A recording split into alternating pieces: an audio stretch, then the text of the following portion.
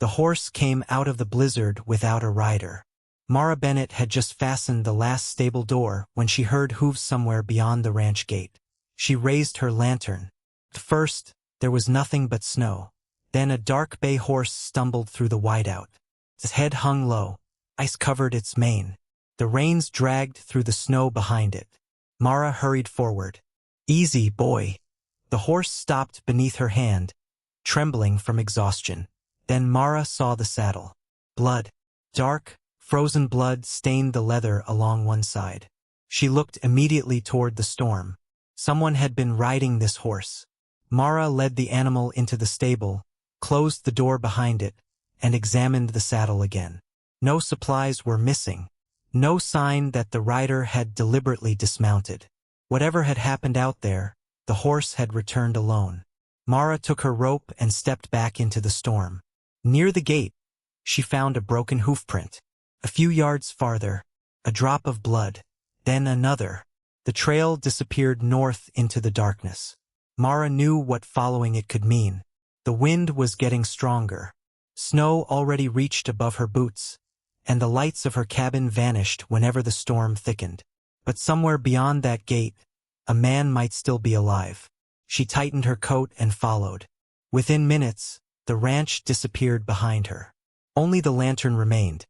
A small circle of warm light surrounded by endless white. Mara found another streak of blood. Then a boot mark. Then nothing. She stopped. "Hello!" The wind swallowed her voice. She raised the lantern higher. No answer. Mara was about to move again when something dark appeared near a fallen pine. A hand. She ran toward it. A cowboy lay half-buried in the snow. His weathered brown hat had fallen beside him. Dark hair was frozen against his forehead, and blood had soaked through his coat near his ribs. Mara dropped to her knees and pressed 2 fingers against his neck. For one terrible second, she felt nothing. Then, a pulse.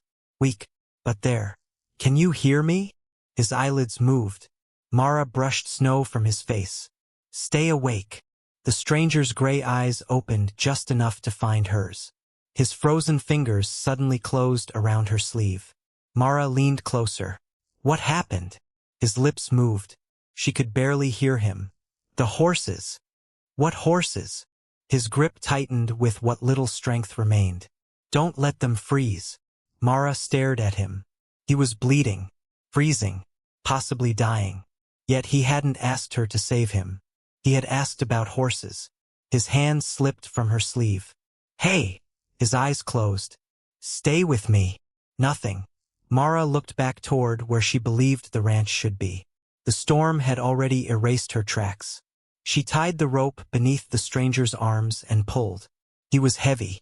The snow was deep, and within a few yards, Mara understood exactly how easily 2 people could die in the same storm.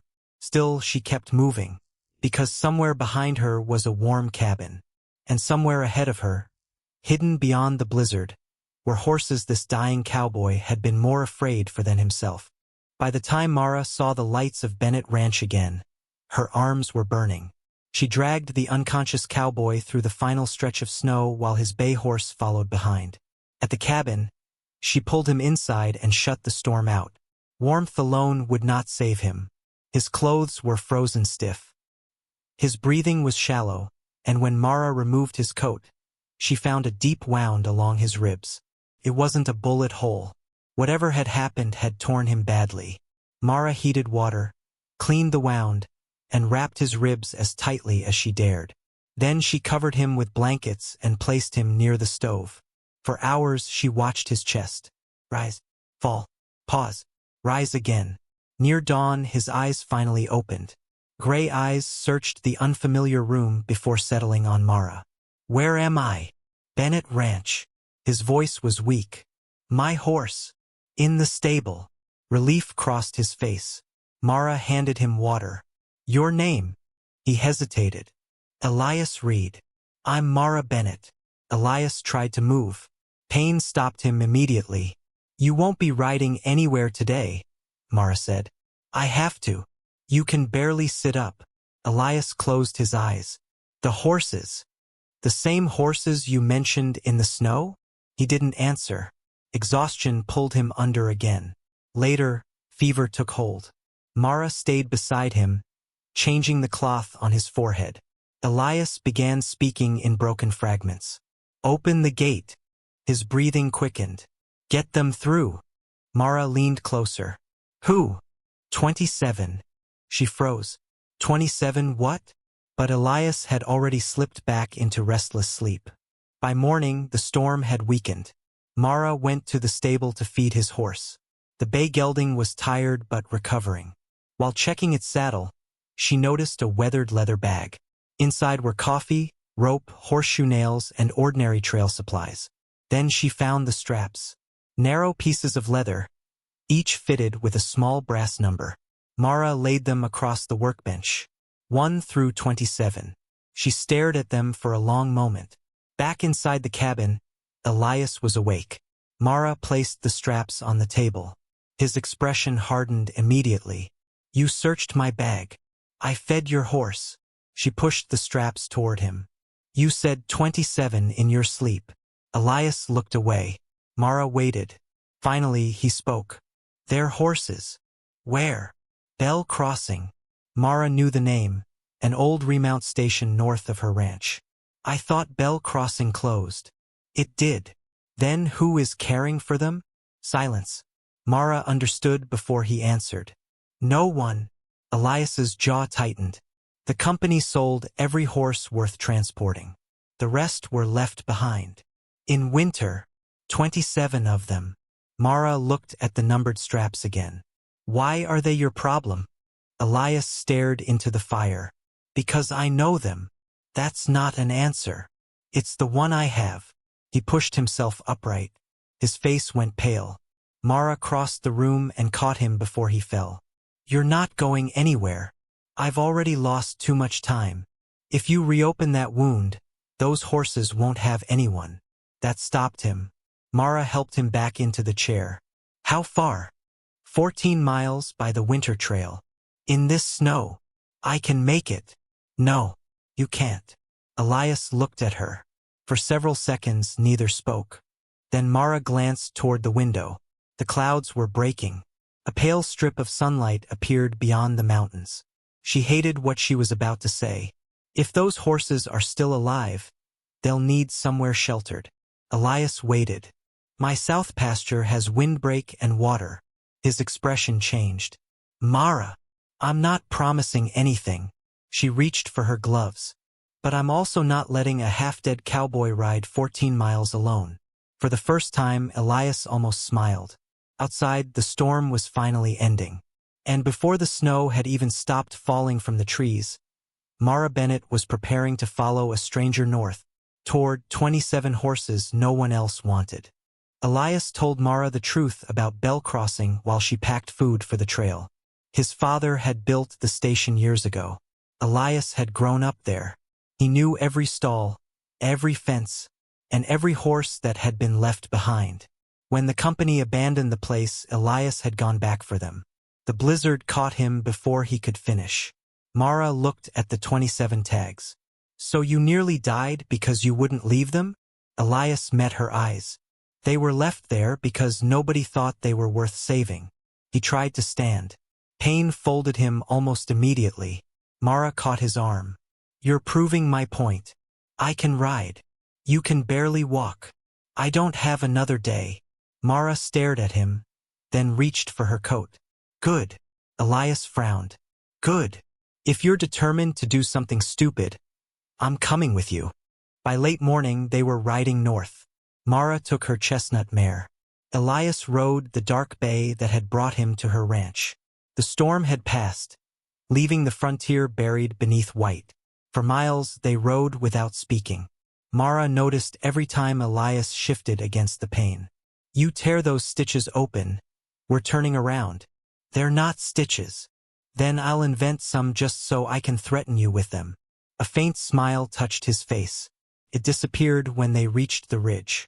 Bell Crossing lay below, or what remained of it. Snow-covered broken corrals. One stable roof had collapsed. The main building leaned against the wind as if one more winter might finish it. Elias dismounted. For a moment he simply stared. Then he whistled. Nothing moved. Mara watched him carefully. He whistled again. A bay mare stepped from behind a broken fence. Then a gray gelding. Then 3 more horses appeared near the old water trough. Within minutes, animals were emerging from every corner of the abandoned station. Thin, cold, hungry, but alive. Elias moved among them. Jasper. A brown gelding pressed its nose against his shoulder. Blue. A black horse approached next. Mara realized he wasn't reading the brass numbers. He knew them. Every one. She began counting as the horses gathered. 20, 23, 25, 26. Elias counted again. His expression changed. What's wrong? He reached into his coat and removed the last leather tag. 27. Rosie. Who is Rosie? Chestnut mare. White mark above her left eye. Elias looked toward the ruined buildings. She's pregnant. Mara's stomach tightened. They searched the open corrals first. Nothing. Behind the main building, they found tracks partly buried beneath fresh snow. They led toward the oldest stable, then stopped. The doorway had collapsed inward. Elias moved faster. Rosie. Silence. He stepped closer. A weak whinny came from inside.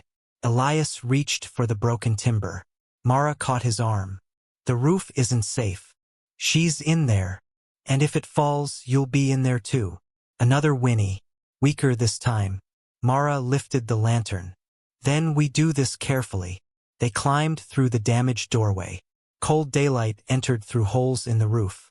Broken boards covered the floor. At the rear of the stable, Elias stopped. Rosie lay trapped behind a fallen support beam. Her chestnut coat was damp with sweat despite the cold. One hind leg was pinned beneath the timber. And even from several yards away, Mara could see the heavy curve of the mare's belly. Elias went immediately to her head. Easy, Rosie. The mare struggled. Easy. It's me. His hand touched her face. Rosie's breathing slowly changed. Mara watched them. Whatever bell crossing had been to Elias, these horses were not property to him. They were the last living pieces of it. Mara examined the beam. We can't lift this. Elias looked toward a long broken plank against the wall. We don't have to. He pulled the plank free. Mara understood. A lever. Elias nodded. Together, they pushed one end beneath the beam. Above them, the damaged roof groaned. Mara looked up. Snow sifted through the cracks. Elias! I know. Rosie tried to move again. The roof creaked louder. Elias gripped the plank. On 3. Mara took position beside him. 1. Another crack sounded overhead. 2. Rosie cried out. Elias looked at Mara. 3. Mara and Elias pushed down on the plank.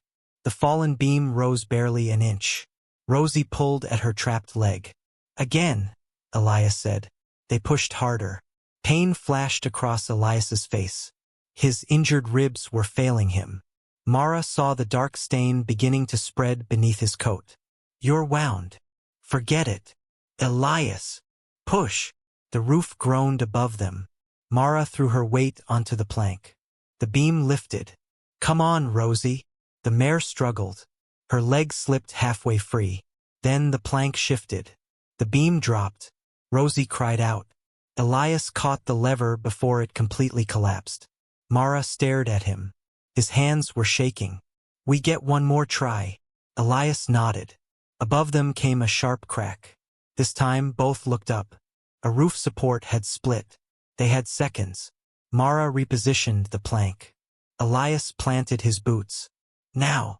They pushed with everything they had. The beam rose. Rosie kicked. Her leg came free. Go! Elias slapped the mare's side. Rosie stumbled toward the doorway. Mara followed. Then the roof broke. Elias shoved Mara forward. She hit the snow outside as timber crashed behind them. For a moment, she heard nothing but splintering wood. Then Elias stumbled through the doorway. Mara grabbed him. Behind them, part of the stable collapsed. Rosie stood among the other horses. Alive. Elias bent forward, one hand against his ribs. Blood had reached his shirt again. You reopened it. We got her out. That wasn't my question. It was worth it. Mara looked at him angrily. Then she looked at Rosie. She couldn't argue. They rested beside the ruined corral. The horses gathered around them as if afraid Elias might disappear again. Mara noticed how each animal responded to him. You really know all of them. Elias turned the final brass tag in his hand. I grew up here. Mara waited. My father built Bell Crossing. Elias looked toward the broken buildings. When I was a boy, this place was full of riders, horses, noise. His voice became quieter. After he died, I couldn't keep it. The company bought it? He nodded. They promised they'd care for the stock. Mara looked at the thin horses. They lied. I should have come sooner. You came. Not soon enough. Mara shook her head. 27 horses are alive because you came back. Elias looked toward Rosie. Almost 26. Mara sat beside him. Guilt won't feed them. He glanced at her.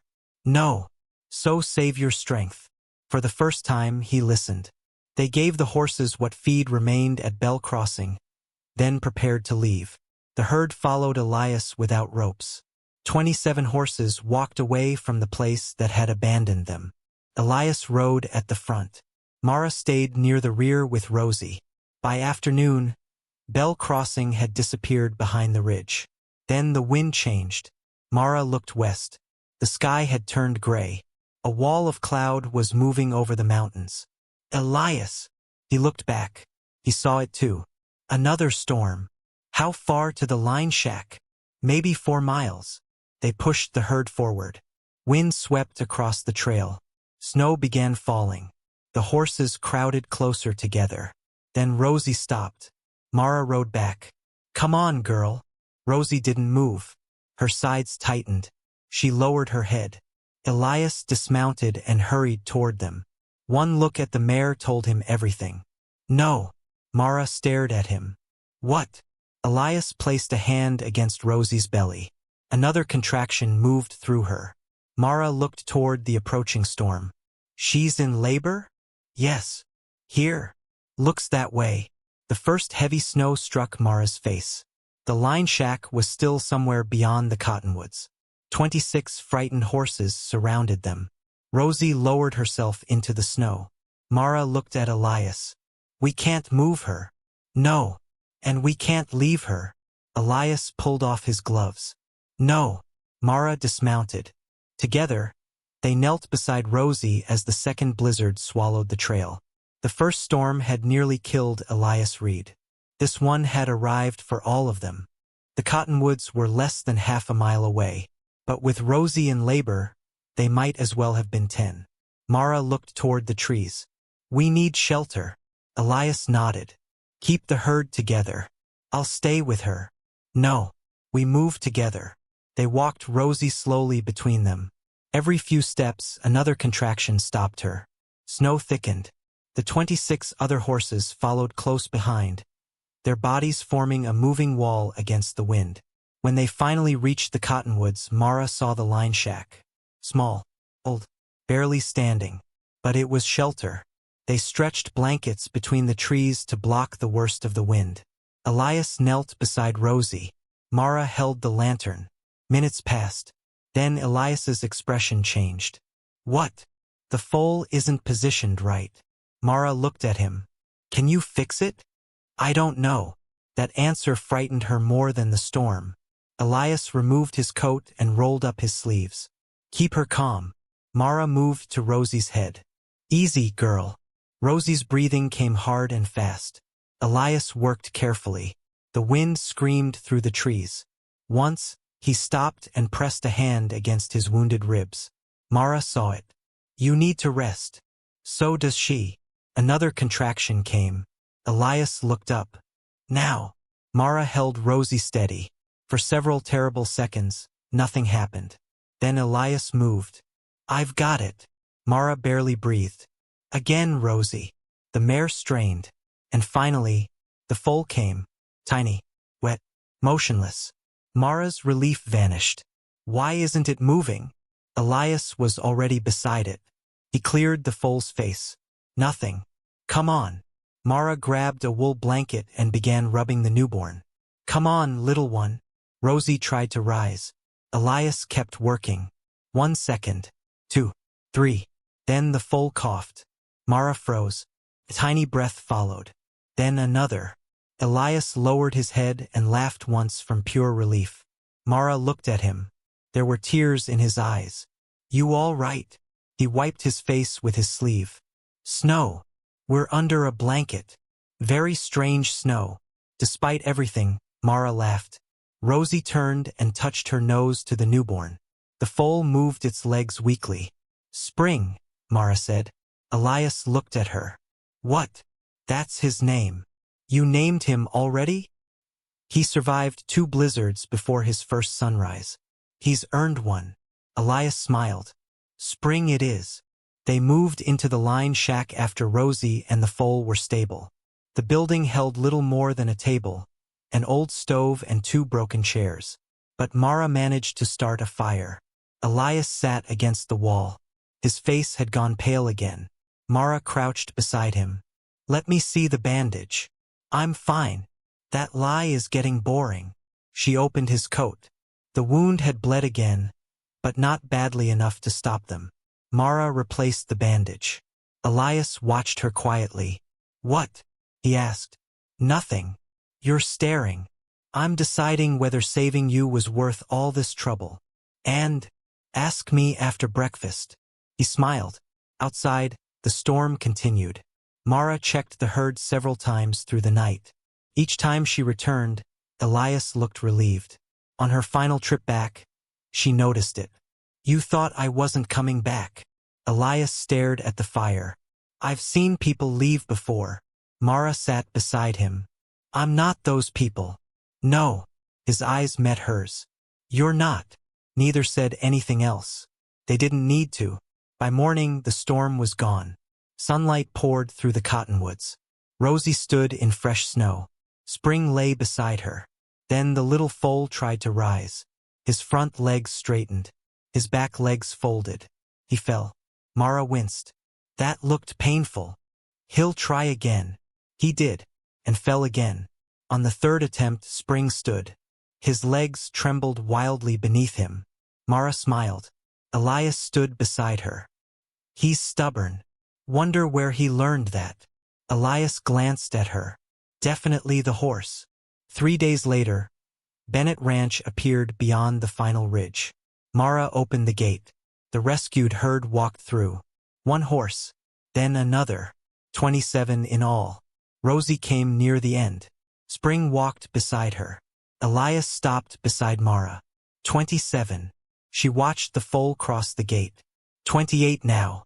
For the first time in weeks, Elias laughed without pain behind it. The ranch changed after that. Every morning began before sunrise. Mara rationed hay while Elias repaired fences. They cleaned wounds, trimmed damaged hooves, rebuilt broken stalls. The horses slowly gained weight, and Spring grew stronger every day. Elias knew every animal without looking at the brass tags. Jasper, Blue, Willow.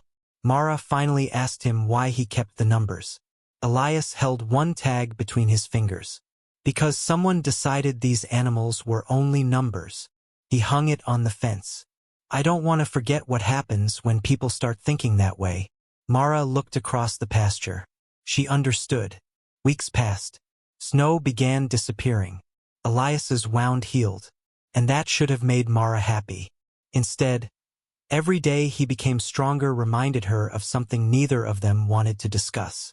Soon, there would be nothing keeping Elias Reed at Bennett Ranch. By early spring, Bennett Ranch no longer looked like the place Elias had nearly died reaching. The snow had retreated from the pasture.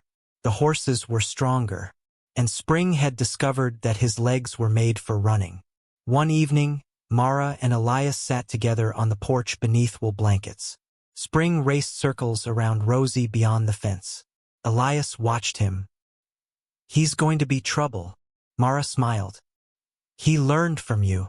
From me. He arrived half dead and immediately became expensive. Elias laughed. Mara looked at him. She had grown used to that sound.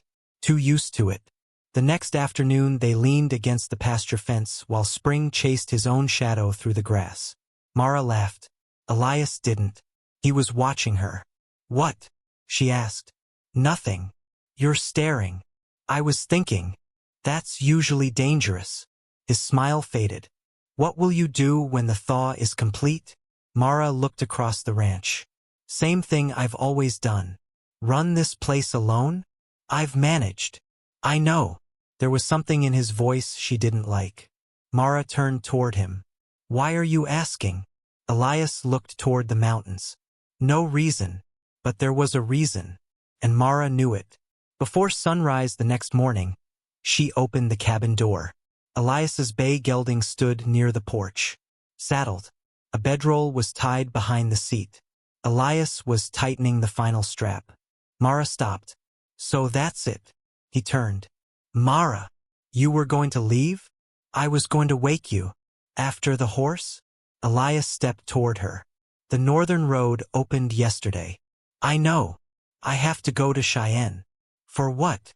Bell Crossing. Mara folded her arms. What about it?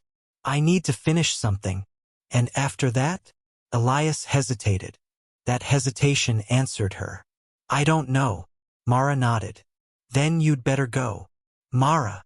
She turned away. He caught up to her but didn't touch her. I owe you my life. No. You saved me. That doesn't mean you belong to me. His expression tightened. Mara looked at him.